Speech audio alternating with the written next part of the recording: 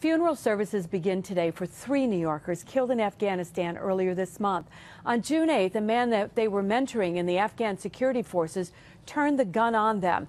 Well, this morning, the body of 40-year-old Lieutenant Colonel Todd Clark arrived at Albany International Airport. His body was taken to the Christian Brothers Academy in Colony, and Jennifer Mullen is live outside CBA now to tell us more. Jen?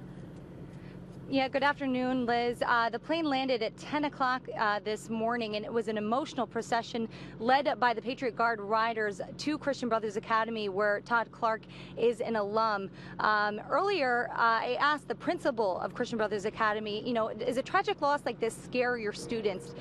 Does it frighten them in any way? And he says, no, it's the inspiration and the courage that Lieutenant Colonel Todd Clark had and still has that totally inspires them to serve the country. It was a beautiful thing to hear. Now, the viewing is going to be here from 3 o'clock this afternoon until 8 o'clock tonight, and then tomorrow, police will escort the body to St. Madeleine Sophie Church in Schenectady for a memorial service starting at 1:30. Then on Wednesday, Clark's body will head to its final resting place in San Antonio, Texas.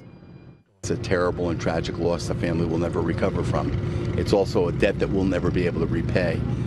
It was moving to see the kind of support within the community.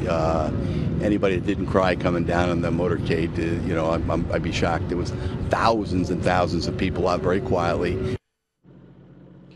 Now, Lieutenant Colonel Todd Clark, he served in the Army for 17 years. He followed in the footsteps of his father, who is retired Colonel Jack Clark.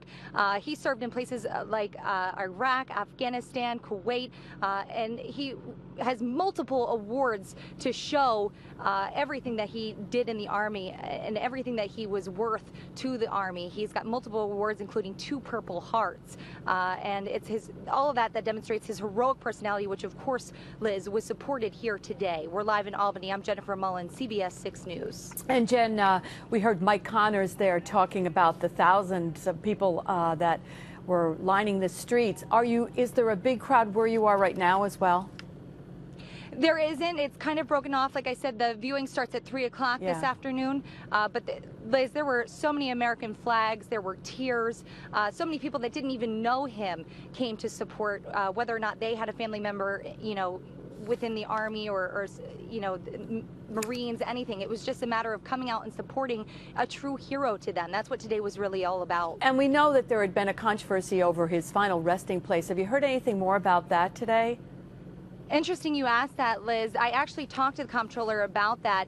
That was a controversy. They were debating whether or not the family was going to have to pay out of pocket for him to fly to San Antonio, Texas for his final resting place. Turns out that that's something that they're going to work on in the future, so that is never the case. However, for this particular scenario, Southwest donated that entire flight. So Lieutenant Colonel Todd Clark will fly to his final resting place for free on behalf of Southwest. All right. Thank you very much, Jen Mullen, for that report. Thanks, Liz.